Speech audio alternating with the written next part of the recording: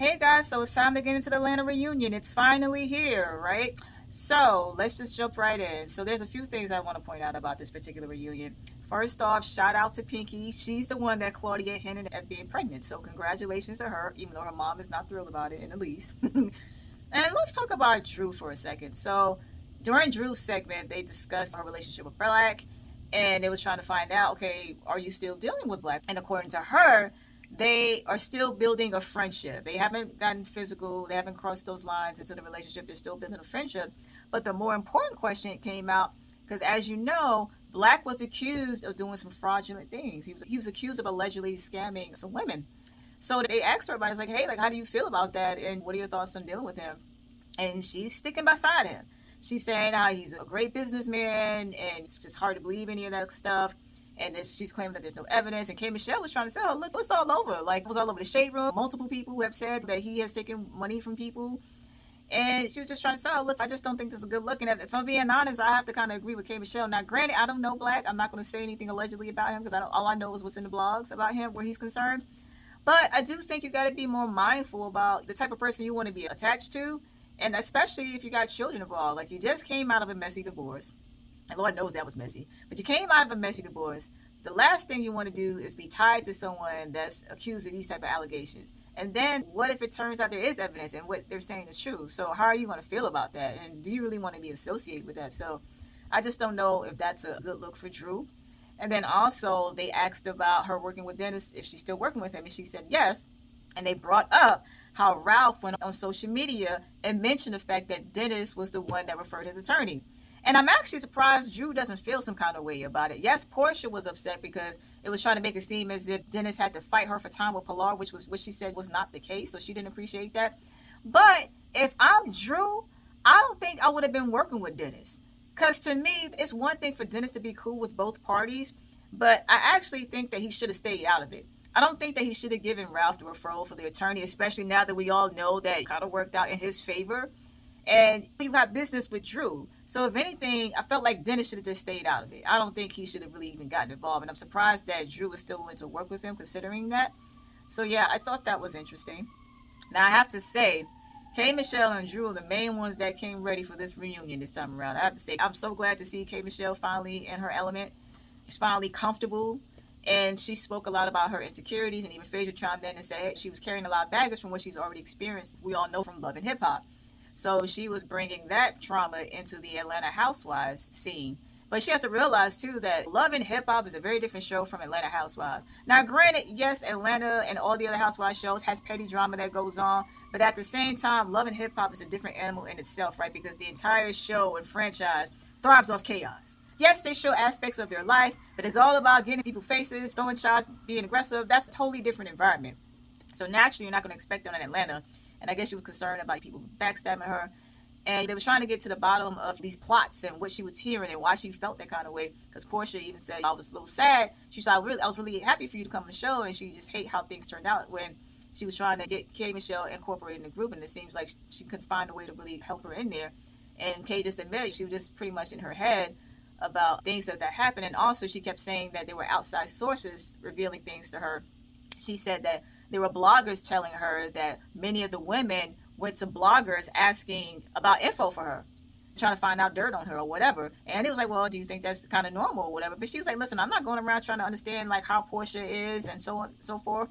So she didn't feel the need to do that. She said, we can't just sit here and pretend that women don't try to do that. And I think we all seen firsthand how Angela has tried to get dirt on Shamia.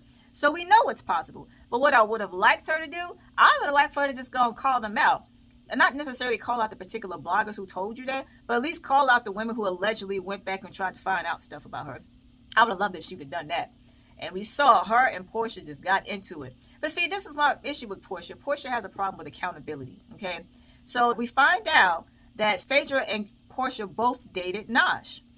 So the guy that K. Michelle also dated. And matter of fact, Phaedra, I think, even introduced her because she said they're still cool or whatever. So they were talking about how, like, Phaedra gave Porsha the heads up. And Porsha was like, yeah, she told me that they dated. So all K. Michelle was trying to get her to understand is like, hey, you bring me into this friend group and you don't even tell me, hey, mess with him, whatever. I don't even care. But to me, it's about the principle. And Porsha's all like, well, you're a married woman. I don't think none of that had any bearing on our relationship. That's not the point. The point is the principle of the matter. Like, it doesn't matter if K. Michelle is married or not.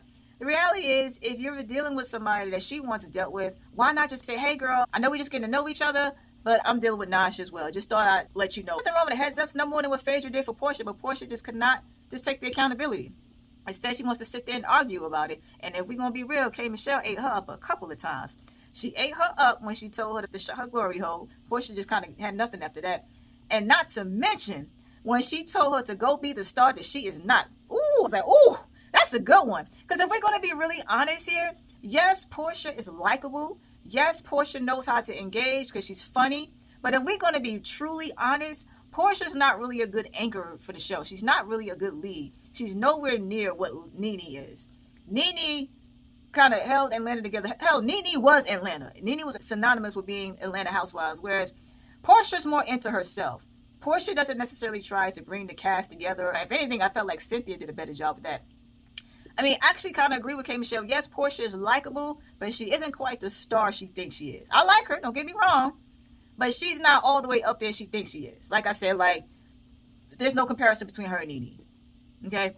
But, so K. Michelle wasn't wrong when she said that. So they had that talk. And then, let's talk about Kelly for a moment. Kelly didn't really come with it like I thought she would in terms of giving shots. But my problem with Kelly is that she has a tendency to critique people about things that she also has an issue with. Like, for example, she's critiquing Drew about Drew's former body when we all see how she's shaped. She doesn't have the greatest body. So it's like, why are you taking shots at Drew's natural body before she got the surgery when you're not that great? And then she also talked about Porsha's house. They brought up the question about, was she jealous about Porsha's settlement? And of course, she had things to say. Porsha, like, you need to be worrying about your own house and your house ain't in your name and all that other kind of thing. But I kind of understood what Kelly was getting at, though, right? Because technically, yes, if you go back to her divorce agreement, she had the right to stay in the house for 36 months, but she had to refinance the house in her own name to get Simon's name off the title. And she had to pay Simon 50% of the equity. Now, I believe shortly after the reunion, it was revealed that Simon transferred over his interest to her. But here's the question, though. Can she truly afford? Now, I don't know Porsha's finances. Yes, Porsha does well for herself. But can Porsha truly afford to purchase that home with her own finances? Because let's face it, I believe the house was purchased by Simon. We all know Simon's income was substantially more than Porsha. So the reality is Porsha might be maintaining the bills, but maintaining the bills is not the same as actually being able to qualify for the mortgage. Because your income has to be at a certain level to be able to afford that type of house. So the question is, can she really afford that? Can she really afford to refinance the house? So she might have to sell it, but who knows? I'm sure Porsha will find a way to get in there. So they talk about Porsha and her life, and they talk about her and Sway, and they seem to be doing really well, and she seems to be over the moon with Sway. She does seem to be a little bit different. She does seem to be happier, but I wish them the best. I guess she's trying to find love one way or the other. So I wish her the best, and it seems like there's a little bit of contention between them and Dennis, but I think obviously Dennis may still carry some feelings for Porsha. And if we're being honest, I feel like there's a part of Porsha that does for him as well. But it just didn't work out for them. And I think he's going to have to get over it. And they also brought up bringing up the happy pride to Porsha. And Porsha was trying to say that Shameen was throwing light shade or whatever. And she was trying to say, look, you were out there with a woman. Like, you were publicly out. And Porsha's trying to say she wasn't publicly out with Sway. But that's actually not true. Because I remember when that post came out, it was known that she was with Sway. So we all knew it. But at the same time, to me, it might have been a little bit shady, so just own it at this point.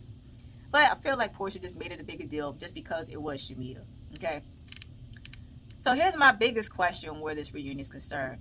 They showed a scene where Phaedra had a meeting with Jasmine Crockett, who we know is in Congress. And it turns out that Phaedra actually wants to get involved in politics. So my question is, why wouldn't Bravo show that to us, especially when you know that we've been giving Phaedra a lot of gripe for the fact that we don't think she shows her life? Well, it seems like it's possible that she has been showing her life, but maybe Bravo hasn't been showing it to us because maybe her life isn't as grimy or as scandalous as they want for reality TV. Which makes me ask the question, does Bravo really want Atlanta to be great? Right? Like, what are y'all really wanting for Atlanta? Because if we're being honest, yes, they did showcase some of their storylines and what's going on with their lives, but I feel like so much of it was overshadowed with all the nonsense that was going on this season. I mean, I felt like they spent the entire season orchestrating drama, just out of left field. Now, they brought up Angela and Pinky's infamous argument. Now, granted, I ain't gonna lie, that was a good argument, but it came out of nowhere. It's just like all of a sudden they just argue, and it just seems like every episode they were kind of arguing on cue. And a lot of times they're arguing about stuff that doesn't even matter. Like, let's just compare them to Beverly Hills, for example. Now, granted, I know Atlanta has always been known for getting into it, but at least back in the day when they got into it, it was about stuff that made some sense, right? Like, they had real arguments, but more importantly, Atlanta used to be real, okay? So they did more than just argue. We also saw real stuff from them as well. And a lot of stuff they argued about was real stuff. And then, like, if you compare them to Beverly Hills, now, granted, Beverly Hills last season wasn't all that great, but at least their arguments made sense. Like, they were arguing about real life stuff. If you watch Beverly Hills, a lot of last season was focused on Dorit's divorce and her finances, okay? That's a real thing. We can get behind that because there was valid stuff going on where that's concerned. So I can get behind that type of argument. And then, of course, there was the argument between Bose and Amanda, how, like, Amanda is potentially a scam artist. Now, granted, none of us really like the idea of Bose saying that about Amanda, but I can maybe understand somebody questioning her credibility, so to speak. You can kind of understand those type of arguments. But in Atlanta, you just had a bunch of nonsense.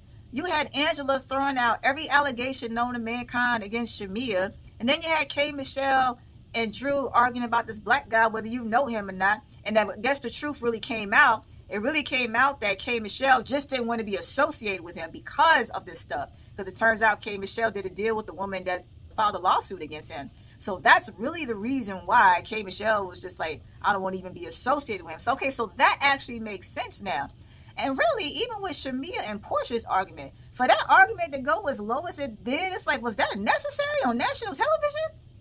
So it just makes me wonder about the direction of the Atlanta franchise. Like, what are y'all really trying to do with this franchise? Y'all just wanted to be the ratchet franchise. Now, granted, all the franchises argue. I'm not saying Atlanta's the worst one, because truth be told, Atlanta's not the worst one. I think we all know when it comes to ratchet, Jersey by far is.